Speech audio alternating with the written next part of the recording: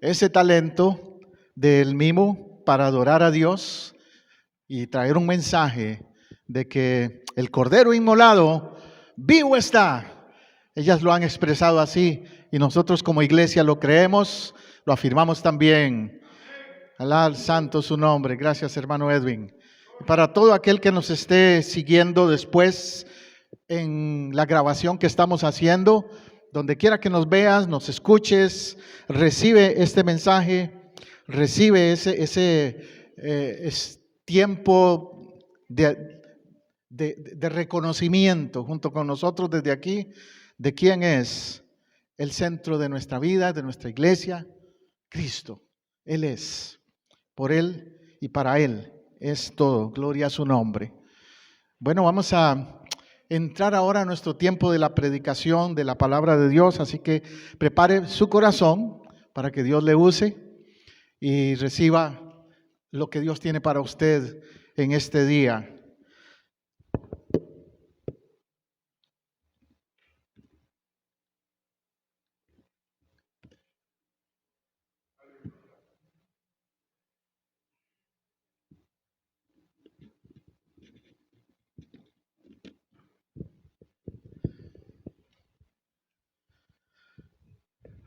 Nuestro tema no puede ser otro el día de hoy que el tema del Cristo resucitado.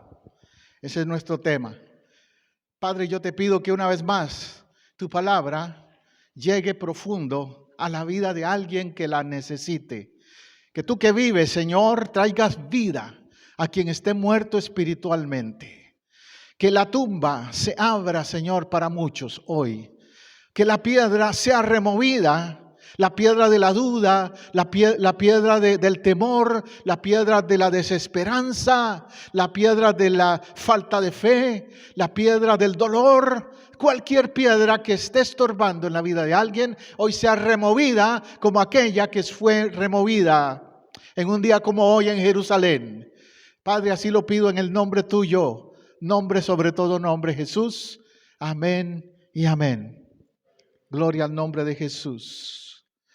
Si Cristo no resucitó, usted se ha puesto a pensar qué sería de la iglesia, qué sería del cristianismo, qué sería de usted eternamente si Cristo no resucitó.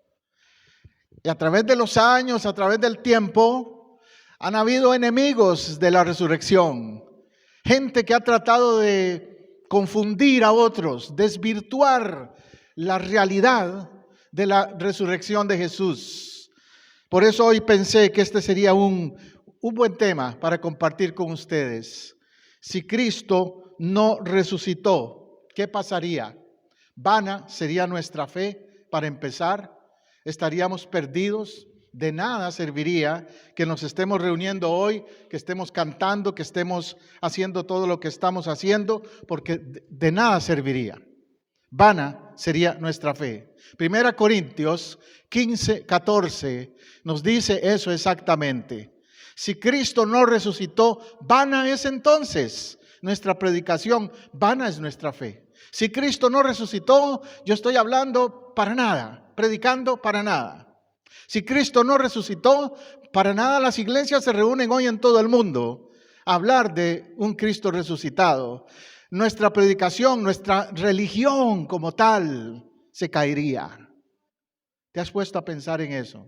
Sin embargo, podemos afirmar de que no es así, que hay un motivo por el cual podemos decir que Cristo vive. 1 Corintios 15, capítulo 15, es donde usted puede seguirme en la Biblia también.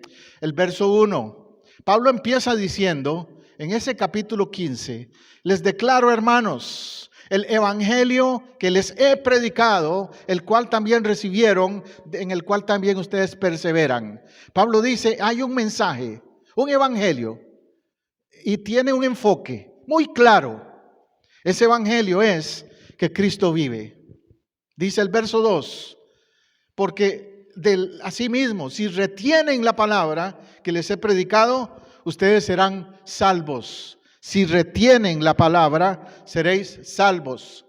Entonces no será en vano, no será en vano si acaso mantenemos esa convicción. ¿Ves? Ahora usted en este día, en este lugar, puede decir lo mismo que Pablo, puede afirmar: yo retengo la palabra, creo, no ha sido en vano para mí el creer. Yo una vez me fui retado, por decir así, fui retado por un hombre incrédulo que me dijo: usted está tratando de vivir una vida tranquilo, no fuma, no toma, no hace nada malo, trata de ser un hombre bueno. ¿Y qué si se pasa usted haciendo eso, viviendo así, sin darse gustos, según él me decía, sin darse gustos de lo que el mundo tiene, y al final no hay nada? Al final no existe tal cielo, no hay nada después. Entonces murió y vivió una vida negándose a todo lo agradable que el mundo ofrece, según él. Entonces yo le dije: mira, eso fue allá en Texas. Un hombre, me imagino que mexicano, tejano. Entonces uso la ilustración de la tortilla. Le dije: vamos a voltear la tortilla. ¿Qué si es al revés? ¿Qué si al final de la vida tú llegas también a morir y te encuentras frente a Dios y sí hay cielo y sí hay infierno? Entonces, toda esa vida desordenada, dándole gusto a tus placeres de la carne, también vas a ver las consecuencias. ¿Qué si sí hay? Y por otro lado, te puedo decir esto: si no hubiera cielo ni infierno, déjame decirte que la vida que yo estoy llevando vale la pena vivirla aún así. Porque mira, me estoy evitando un montón de problemas, metiéndome en enredos con mujeres, tal vez, y teniendo que pagar child support por ahí, un montón de ocasiones. Me estoy evitando que me encierren, que ando escondiéndome por eso o por otros problemas de la ley. Me estoy evitando adicciones, alcohol, drogas y todo eso. Y mira el resultado de eso. ¿Qué de bueno tiene aún en esta vida? ¿Qué de bueno tiene? Te embriagas y haces ridículo, ¿cierto o no? Te endrogas y terminas flaco y demacrado o en la cárcel. Y por ahí te puedo seguir la lista de otras cosas. Pero mientras tanto yo tengo una esposa que me hace feliz, tengo unos hijos que disfruto, tengo salud porque vivo una vida sana, sin esos vicios. O sea que si llegara al final y no hay nada, como sea fue mejor. Pero te quiero dar una noticia, le dije a este hombre, no es en vano. Hay un cielo, hay un infierno, hay un más allá. Hay uno que fue a la tumba, visitó el infierno para proclamarles la victoria que él tuvo en la cruz. Y está en el cielo, en el trono de Dios. Y vive. Así que no es en vano. No creísteis en vano. Dele gloria a Dios por eso. Dígase a usted mismo, dígaselo a alguien ahí: yo no creo que ha sido en vano. Aleluya, aleluya. El credo paulino, yo le llamo, es lo que Pablo declaró, lo que él creía. Y dice en el verso 3, siempre ahí en Corintios 15 que estamos: porque primeramente os he enseñado lo que asimismo recibí, que Cristo murió por nuestros pecados conforme a las Escrituras. Fíjese en el orden que él lo declara. Cristo murió, número 1. Número 2, verso 4, y que fue sepultado. ¿Fue qué? Sepultado, como cualquier otro ser humano. Un hombre, José de Arimatea, le prestó una tumba. Jesús no tenía ni tumba propia. Hoy día andan por ahí vendiéndote planes por si te mueres, ¿verdad? Que tienes que tener un nicho, tener un lugar en el cementerio, si no, pues te van a quemar y ya, tiran las cenizas por ahí. Qué triste. Pues Jesús no tenía tampoco ni a dónde lo fueran a enterrar. Sin embargo, Dios proveyó. Y además la tumba era por un par de días. No le iba a ocupar mucho. Don José de Arimatea, muchas gracias por prestármela un par de días. Porque al tercer día, diga tercer día, al tercer día resucitó conforme a las Escrituras. Santo su nombre. Al tercer día la tumba quedó vacía. El otro día leí un posteo en Facebook que me gustó, que decía: se cancela el funeral. Sí, se cancela el funeral. No aparece el cadáver. No está el cadáver, pues no hay funeral. Gloria al nombre de Jesús. Dice el verso 5: y apareció a Cefas y después a los 12. Entonces empezó a aparecerse a otros. Obviamente primero a sus 12, a sus discípulos. Pero después dice la Escritura, en ese mismo contexto que estoy leyendo hoy, Pablo dice ahí que se apareció a más de 500 hermanos. Según los psicólogos, es muy difícil que 500 personas vean lo mismo. Eso sería una euforia colectiva, pero no se da, no sucede así, según los psicólogos. Podría sucederle a 2 o 3 personas que digan: ay, sí, yo vi, yo escuché tal cosa, vi, pero 500 personas no puede ser euforia colectiva, tiene que haber sido un hecho real. Él se apareció a muchos. Se apareció a Cefas primero porque Cefas, es decir, Pedro, ese sería el otro nombre de Pedro. Pedro tenía que seguir adelante como líder. ¿Se acuerda que a él fue que le dijo: Pedro, si me amas, apacienta a mi rebaño, mis ovejas? Él es el que quedó encargado del ministerio en Jerusalén. Y por eso se aparece a Cefas. Y después a los 12, uno a uno. Entre ellos un tal Tomás, que siempre me acuerdo con Tomás, de que yo estaba en la misma situación de Tomás, dudando, preguntándose: ¿será cierto? Es que no, explíquenme racionalmente cómo es eso. Y Jesús le dice: Tomás, mete tu dedo en la llaga, come pescado. Pues se le aparece en la playa por ahí a los discípulos. La comida favorita de Jesús era el pescado, ¿sabía? Siempre que aparecen versículos de Jesús por ahí era comiendo pescado. Y entonces se va a la playa y está otra vez con los discípulos cenando, comiendo pescado. Allá en la playa es tan interesante el dato ese de que Pedro se tira de la barca. Pedro se tira de la barca cuando lo reconoce y se va a buscarlo allá a la playa. Ese Pedro, me encanta él. Tiene sus cosas, pero me encanta esa actitud de aquí voy, siempre.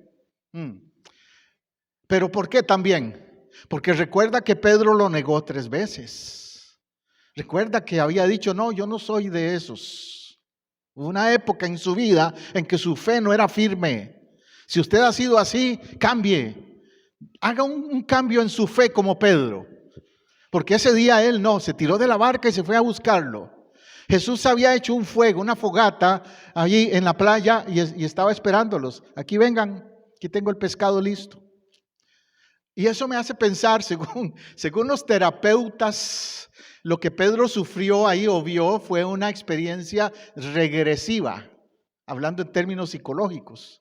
Porque cuando él negó a Jesús, había una fogata y él estaba ahí y le preguntaron: ¿lo conoces? Dijo que no. Ahora regresa a una misma situación, una fogata y otra vez Jesús ahí. Y esa fue su terapia. A veces regresar a una experiencia negativa te cura. Y a Pedro lo curó. Se apareció a Cefas y después a los 12. Ahora, ¿qué de Pablo? Por eso digo la declaración paulina. ¿Qué declara Pablo? Pablo no estaba entre los 12. Pablo no estaba entre esos que estaban frente a la cruz. Pablo no estaba como testigo primario.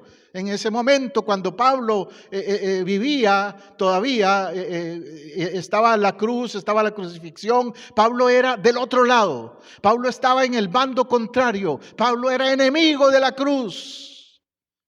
Perseguía a los cristianos.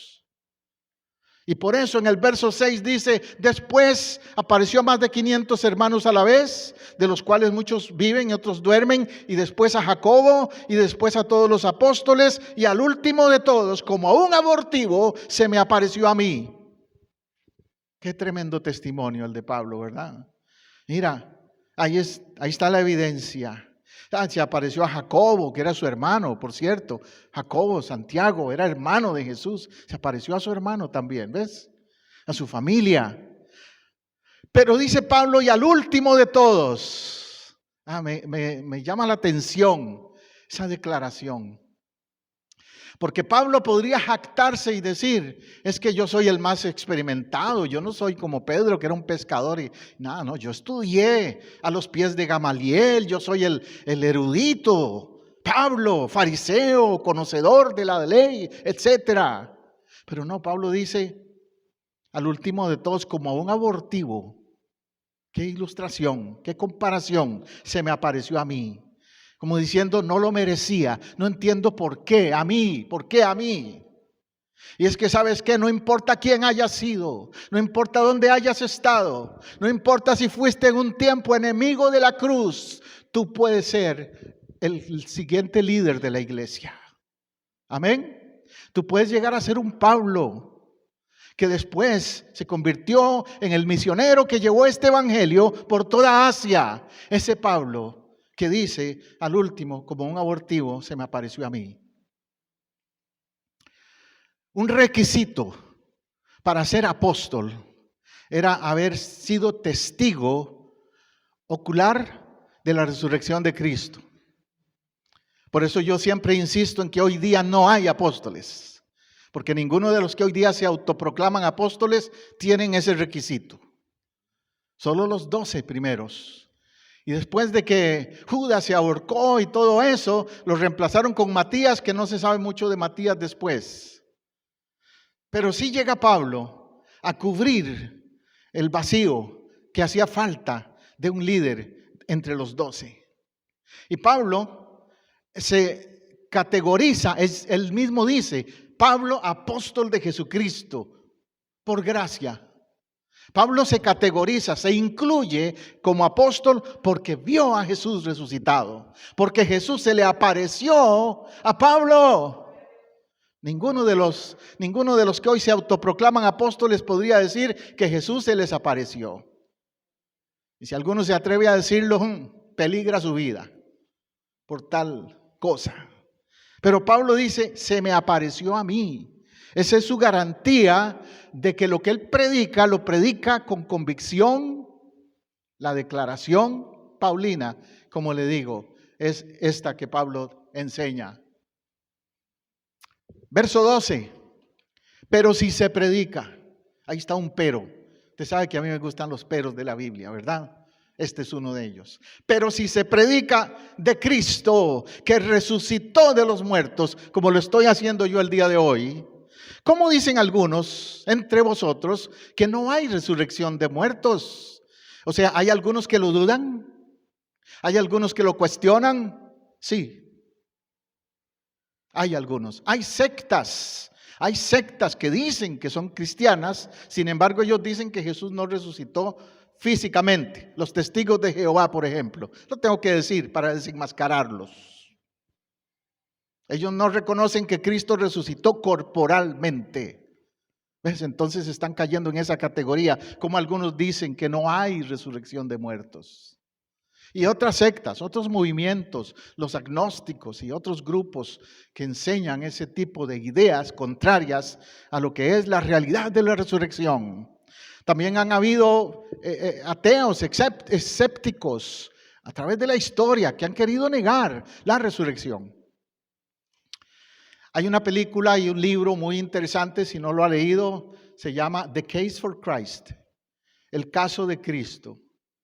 Es un testimonio de un hombre que era un profesor, un maestro, y él dudaba de la resurrección, dudaba de Cristo, y se puso a investigar, a indagar, a tal punto que entre más indagó y más investigó, más se confirmó para él la realidad de la resurrección de Cristo. Había otro hombre, ¿cuál era el primer nombre? No me acuerdo, me parece que Robert, pero el apellido Morrison. Él escribió un libro también que se llama o se titula ¿Quién movió la piedra? Who moved the stone? Tituló el libro él. Y este hombre Morrison era ateo, su esposa era cristiana y él se burlaba de ella todo el tiempo. Trataba de ridiculizar la fe de su esposa. Un día le dice, como él era abogado, este hombre era abogado, le dice, yo me voy a encargar de demostrar que la resurrección fue un fraude. Y lo voy a demostrar desde un punto de vista legal, jurídico, que si yo llevara a Cristo, el caso de Cristo, a la corte, saldría mal Cristo y el cristianismo. Bueno, él se puso a buscar los datos, investigó lo que decían. Dice, no le creo a los evangelios, no le creo a Pedro ni a ninguno de esos. Vamos a ver qué dicen los escritores romanos, Pilibio, qué sé yo, cuáles otros por ahí. Vamos a ver qué dice Flavio Josefo, otro historiador no cristiano, judío. Vamos a ver qué dicen todos estos historiadores, aparte de los cristianos.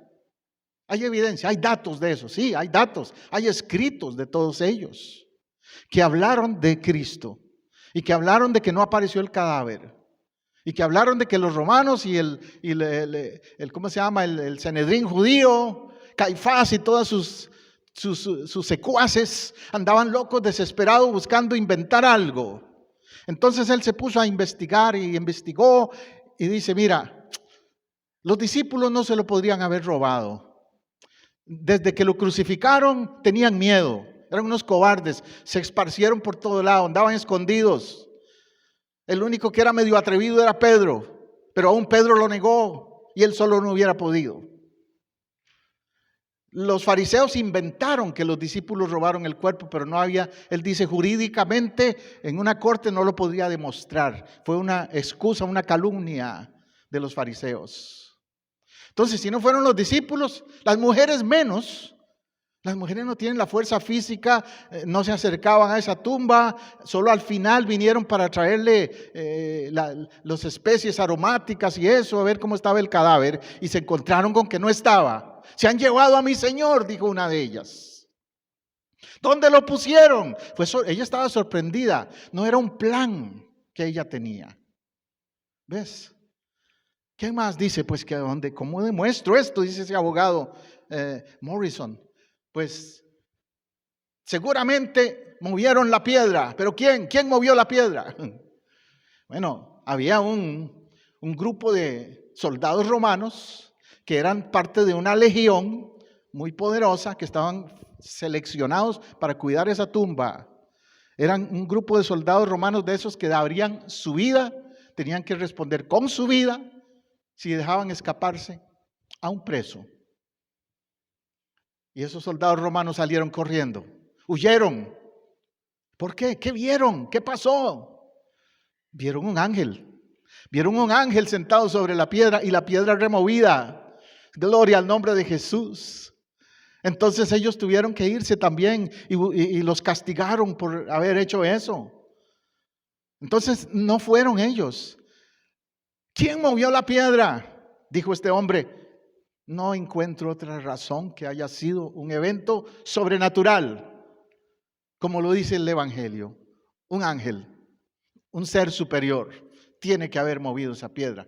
Recuerde que esa piedra era una piedra redonda, grande, que tapaba la entrada de una cueva. Eso no lo movía un hombre fácilmente. Además de eso, le ponían un sello que tenía el anillo, el símbolo del sello del gobierno. Ahí, el que moviera eso se metía en serios problemas. Pero claro, un ángel, ¿qué le importa el sello? Se mueve la piedra. Y a eso voy en este día tremendo de proclamar que nuestra predicación no es en vano. Que nuestra predicación no es en vano, porque la piedra ha sido movida.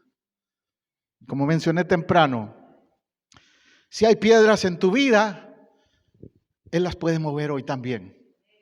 Si hay piedras que te dicen, esta piedra, este problema, piedra, llámele. Este problema que estoy pasando, esta situación de salud que estoy pasando, esta situación que está pasando en mi familia, con mis hijos, o en mi matrimonio, o en mis finanzas, o lo que sea. Esa piedra en realidad es una piedrita que fácilmente el Señor la puede mover, la puede cambiar si crees. Si crees. Aleluya, aleluya. Porque Él vive y Él lo puede hacer. El mensaje pilar del cristianismo está allí. Dice ese texto en el verso 15: somos hallados falsos testigos de Dios porque hemos testificado de Dios que Él resucitó a Cristo, el cual no resucitó si los muertos no resucitan. Porque si los muertos no resucitan, tampoco Cristo resucitó. Y si Cristo no resucitó, vana es esta fe. aún nuestra fe y aún estamos en nuestros pecados. Pablo lleva el diálogo a una especie de racionalización de la fe. Bueno, si pasa esto, consecuentemente pasa esto otro. Si Cristo no resucitó, somos falsos testigos.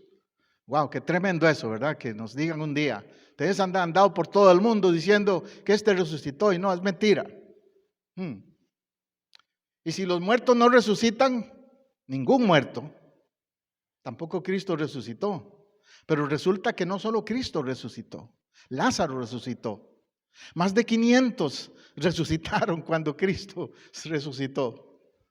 Las tumbas se abrieron ese día. Y si Cristo no resucitó, vana es nuestra fe. Aún estamos en nuestros pecados. Lo peor, lo más, ¿qué te dijera? Lo más feo que me pone a pensar, si fuera así, es que sigamos en pecado, que el pecado aún sigue ahí.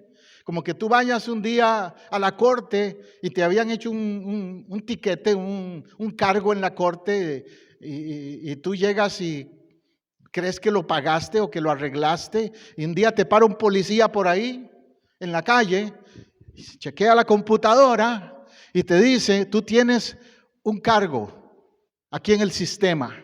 No, pero Señor, yo pensé que ya yo lo arreglé, que lo pagué, ¿cómo va a ser? No. No, aquí está, todavía está ahí el cargo. ¿Cómo te sientes?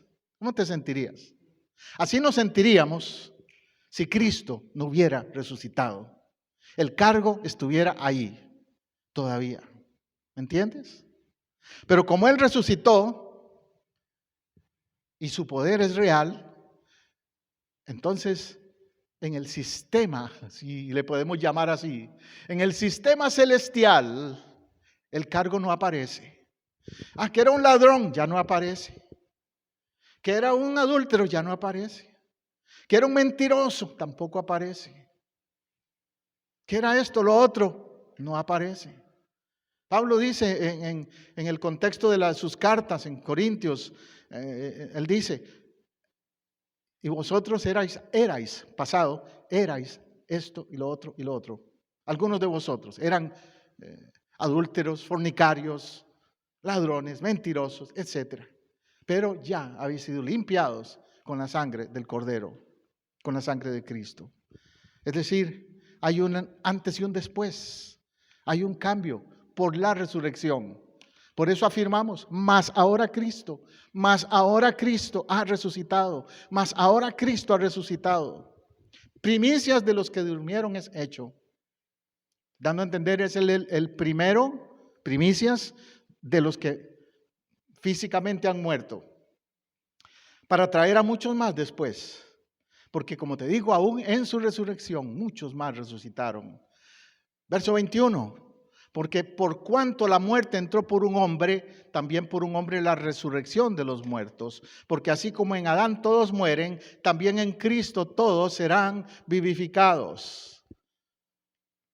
Precisamente la semana pasada estaba dando un curso de teología a mis estudiantes del seminario y estábamos hablándoles de ese tema, del tema de la caída, del origen del mal y la caída del ser humano. En Adán, por su caída, cayó la humanidad. Por eso dice, el pecado entró por un hombre, por Adán. Pero también en Cristo entró la vida, por Cristo vino la vida. Cristo es el segundo Adán. Cristo es nuestro nuevo Adán. Cristo es el que vino a reparar el daño que causó Adán.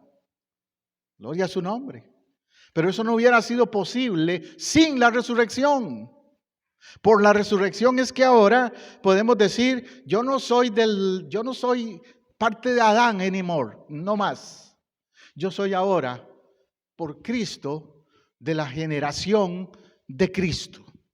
No de la generación adámica, de la generación de Cristo. ¿Me está siguiendo?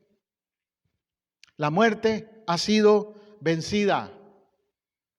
Cristo la venció. Verso 25 dice, es preciso que Él reine hasta que haya puesto a todos sus enemigos debajo de sus pies. ¿Qué ha hecho Cristo? Poner a sus enemigos debajo de sus pies. Su victoria ha significado que los enemigos están debajo de sus pies.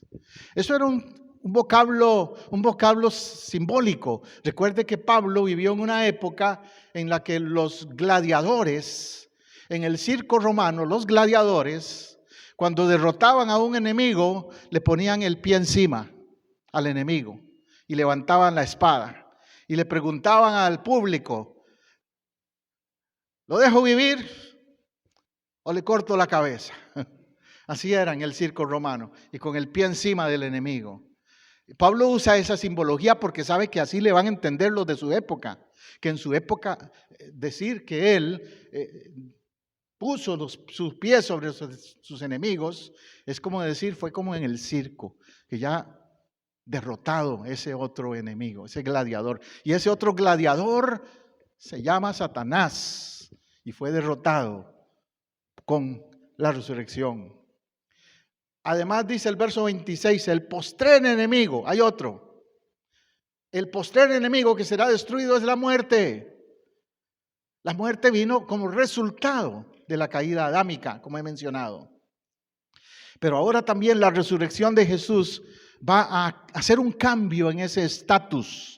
El estatus de muerte se acabó, se canceló el estatus de muerte. Dice Apocalipsis 21:4, enjugará Dios toda lágrima de los ojos de ellos y ya no habrá ¿qué? Muerte, ni más llanto, ni clamor, ni dolor, porque las primeras cosas pasaron. Gloria al nombre de Jesús. Mira todo lo que ha hecho la resurrección. No más muerte. Si hay algo que al ser humano le preocupa, es la muerte, ¿verdad? Todo ser humano. Por eso estaba el otro día yo predicando y hablando de que si uno tiene convicción, no va a morir con miedo. Una cosa es morir y otra es saber morir. Cuando uno muere con convicción, sabe que eso es temporal, que es solo un paso temporal y que hay otra realidad, que hay otra vida después de la vida. Porque en Cristo ha sido derrotada ese último enemigo que es la muerte. Cada vez que yo voy a un funeral, que como pastor me toca oficiar en un funeral, tengo que citar este pasaje, esta palabra. Cada vez que sé de alguien que muere, le tengo que recordar a la familia esta gran verdad, este principio. Mira, esto que está pasando, esta muerte de tu familiar es temporal, porque la muerte ha sido vencida. Ahora, si tú eres una persona que no crees en el más allá, entonces vives frustrado, vives, como te dijera, con un sentimiento de temor, y no solo de temor, sino de enojo con Dios por la muerte de alguien. Pero cuando uno tiene esa convicción, sabe que es temporal y que eso ha sido derrotado también. Aleluya.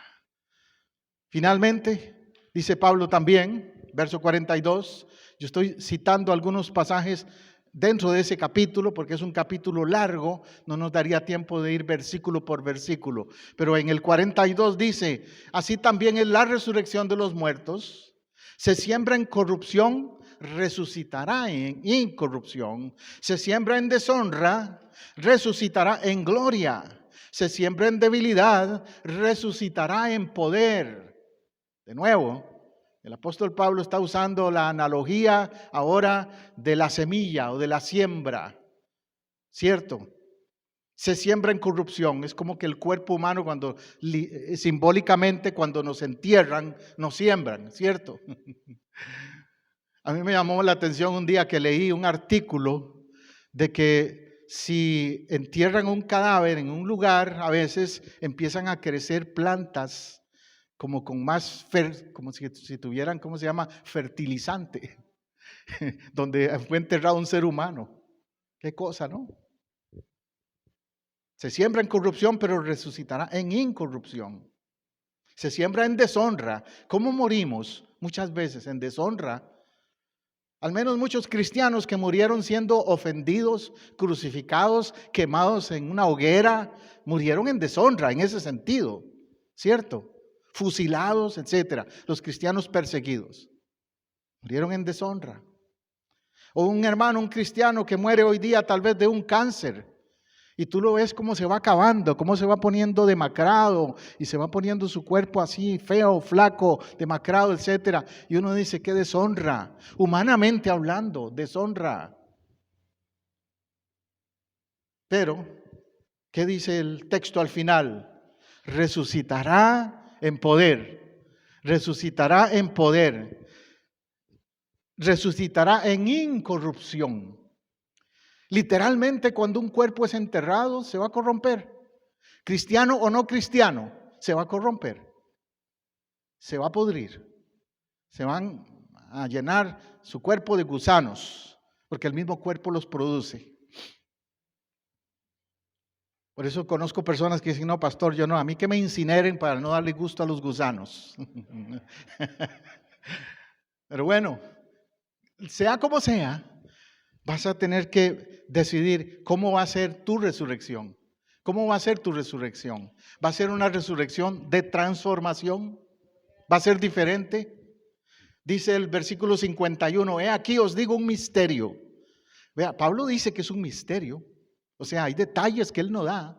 Yo no te puedo decir todos los detalles de lo que pasa después de la muerte. No, hay cosas que son misteriosas. Pero sí te puedo decir una gran verdad. Y esa es que seremos transformados por el poder de Dios. No todos dormiremos, dice Pablo. O sea, habrán quienes no van a morir físicamente. ¿Quiénes son? Los que estemos aquí cuando viene Jesús para arrebatar a su iglesia. Si usted está aquí y yo, si estamos aquí y viniera el arrebatamiento de la iglesia, usted no va a morir físicamente. No va a dormir en ese sentido que lo usa el concepto hebreo de la muerte, que es como un dormir. Pero sí todos seremos transformados.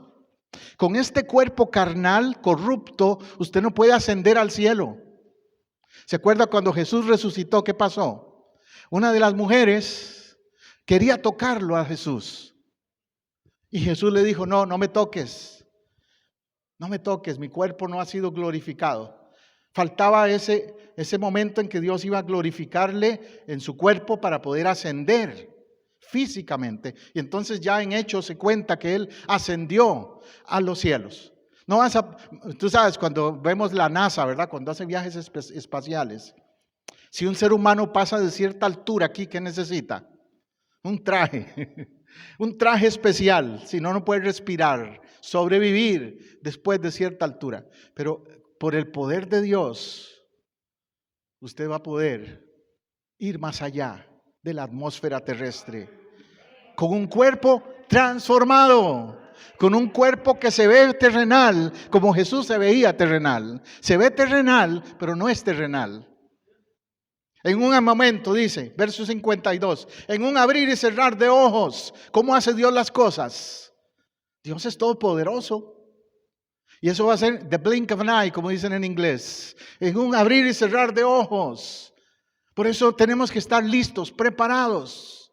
Porque no va a sonar una alarma que te diga dentro de 15 minutos, va a sonar la trompeta, les doy tiempo a que oren y se arrepientan. No. No va a ser así. En un momento, en un abrir y cerrar de ojos, al final de la trompeta, se tocará la trompeta y los muertos serán resucitados incorruptibles. Y nosotros seremos transformados, los que estemos vivos todavía, transformados. Así que no importa cómo vayas a morir. Por eso dice en el Apocalipsis que el mar entregará sus muertos. ¿Cuántos han muerto ahogados? Conozco una hermana en Cristo que su hijo murió ahogado en el mar, nunca lo encontraron. Ella de vez en cuando va a la playa y ora y llora y se quebranta, recordando a ese hijo que nunca lo pudo ver de nuevo para enterrarlo. Y yo siempre le decía, hermana, él va a volver, el Señor lo va a sacar del mar un día y usted se va a volver a ver con él, porque esa es su promesa. Y eso le da a ella aliento y esperanza. Seremos transformados. Puede ser que alguien murió en un accidente y su cuerpo quedó destrozado. Hay cadáveres que a veces los cierran, dicen, sellan el ataúd porque dicen está demasiado mal, no lo pueden ver. Ahora que han muerto personas del COVID, a muchos nada más los metieron en una bolsa negra y los fueron a enterrar rápido o incinerarlos. Pero todos esos casos, en todo caso, serán transformados. Porque de la misma manera que Cristo resucitó, usted y yo vamos a resucitar. Gloria al nombre de Jesús. Podemos decir entonces, para concluir, que tenemos victoria en Cristo por su resurrección. Verso 55 dice: ¿dónde está, oh muerte, tu aguijón? ¿Dónde, oh sepulcro, tu victoria? Es como diciéndole un reto a la muerte. ¿Qué pasó? ¿No que ganaste? ¿Dónde está tu victoria? ¿Dónde está sepulcro, tu victoria? No, el sepulcro no lo pudo detener. La piedra fue removida. Y también el sepulcro tuyo, yo no sé qué clase de sepulcro tienes reservado, si lujoso o simple, pero no es importante eso, porque va a ser removido ese sepulcro tuyo también. Verso 56. Ya que el aguijón de la muerte es el pecado y el poder del pecado la ley. Verso 57. Más gracias sean dadas a Dios. Dígale gracias al Señor hoy entonces. Más gracias sean dadas a Dios, que nos da la victoria por medio de nuestro Señor Jesucristo. ¿Qué nos da? Victoria. Los cristianos podemos afirmar el día de hoy victoria, porque Cristo venció. Porque Él venció la muerte, porque Él venció el pecado y porque Él venció, yo soy vencedor. Dice el apóstol Pablo en Romanos que nosotros somos más que vencedores por medio de aquel que nos amó. Somos vencedores, somos victoriosos. Los cristianos, para un cristiano no existe en el vocabulario la palabra derrota. La única palabra que existe es caídas, pruebas. Pueden venir, pero no derrotas. Nos volvemos a levantar y seguimos firmes. Vienen pruebas, pero seguimos para adelante con la fe en el que resucitó, en Cristo. Aleluya. ¿Qué de usted que en este día me ha escuchado a través de este mensaje? ¿Tiene esa seguridad? ¿Tienes convicción de lo que la resurrección es para tu vida? ¿Tienes seguridad de que tienes victoria? ¿Tienes seguridad de que si murieras vas a tener una transformación después? ¿O tienes dudas?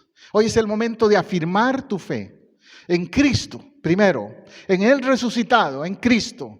Y al afirmar tu fe en el resucitado, vas a estar afirmando la fe en tu destino eterno también. ¿Cuál es tu destino eterno? Te pregunto hoy. Depende de tu respuesta al Cristo resucitado. De eso depende tu destino eterno. Ora conmigo por eso. A ti, Señor, yo vengo. Señor Jesús, hoy se habla de tu resurrección. Y tal vez yo no lo había entendido plenamente, pero hoy tú me has abierto los ojos. Dile: hoy yo he entendido tu resurrección. Hoy yo sé que la tumba está vacía. Hoy yo sé que la piedra fue removida. Hoy yo sé que fue tu poder sobrenatural que lo hizo. Y hoy yo sé que también esa promesa es disponible para mí. Señor, yo no quiero seguir siendo un cadáver espiritual. Yo quiero tener vida espiritual. Y solo en ti la encuentro. Dile: perdóname, perdóname, Señor, por haber dudado o por haber caminado apartado de ti. Señor, perdóname por no estar seguro de lo que tú hiciste en esa tumba. Hoy yo afirmo por fe que esa tumba también fue mi resurrección. Gracias, Señor. Dile: Jesús, gracias. Tu victoria es mi victoria, Jesús. Desde hoy caminaré con seguridad de victoria en esta vida y después de mi partida física. Y si tú vienes antes, yo quiero ser de los que son levantados en gloria. Yo quiero ser de los que reciben un cuerpo glorificado, Señor. Yo sé que este cuerpo físico se termina, pero mi ser espiritual, mi espíritu, mi ser interior continúa contigo. Y un día en mi cuerpo físico será restaurado, será, Señor, levantado de donde yo esté, porque es tu poder que lo hace. Gracias por tu resurrección, Jesús. No es en vano que predicamos. No es en vano que hablamos de ti. No es en vano que yo te sigo. Tu fe, mi hermano, mi hermana, no es en vano, porque Cristo vive. Aleluya. Decláralo, afírmalo. Decláralo hoy. Yo puedo decirlo, pero es tu boca que tiene que decirlo. Yo sé que mi Cristo vive. Di como Job dijo una vez: yo sé que mi Redentor vive y al fin me levantará del polvo, porque Él lo hizo. Aleluya. Gracias, Dios. Gracias, Señor. Aleluya. Quiero invitarte de nuevo que si este mensaje ha hablado a tu vida, ha hablado a tu corazón, me escribas en los comentarios de esta grabación para compartirte un poco más de lo que es Cristo para ti y para tu vida. También quiero invitarte a que nos visites aquí en Casa del Rey, Iglesia del Nazareno, en Apopka, Florida, 750 Sur Roger Williams Road, Apopka. Bienvenido, domingos, 10:30 de la mañana. No hemos terminado, continuamos con una alabanza de adoración que traen nuestras hermanas del ministerio Arras, Ministerio de Alabanza. Adelante, hermanas. Gloria a Dios. Gloria a Dios, aleluya. Santo eres Jesús. Jonathan, si le puedes subir un poquito el volumen a la alabanza, a la música.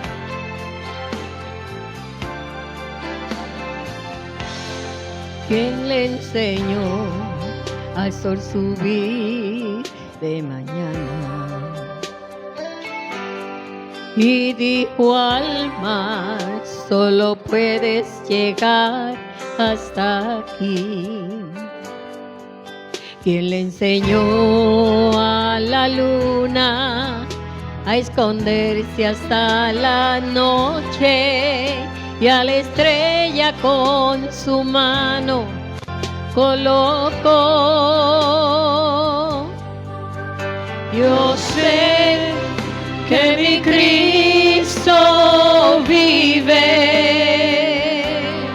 Oh, yo sé que mi Cristo vive.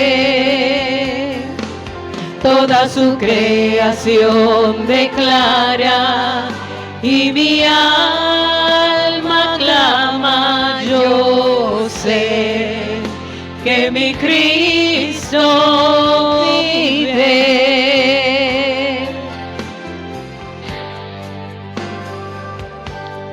El mismo Dios que creó el universo corre hacia el débil, el cansado y el herido. Y esas tiernas manos que siempre me sostienen a la muerte y al infierno conquistó. Yo sé que mi Cristo vive. Yo sé que mi Cristo vive. Toda su creación declara y mi alma clama. Yo sé que mi Cristo vive. Mis pecados perdonó. Él vive. Por siempre proclamar el precio de mi pecado. Con su vida fue pagado, pero Él vive hoy y la tumba vacía está.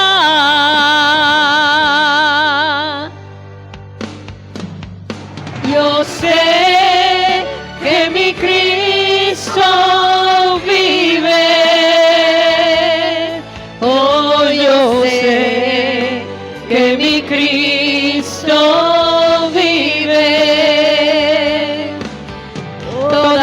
creación declara y mi alma clama. Yo sé que mi Cristo vive.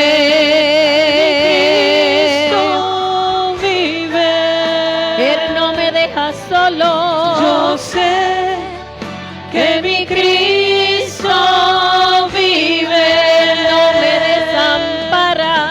yo sé Que mi Cristo vive. Él vive. yo sé que mi Cristo Cristo vive.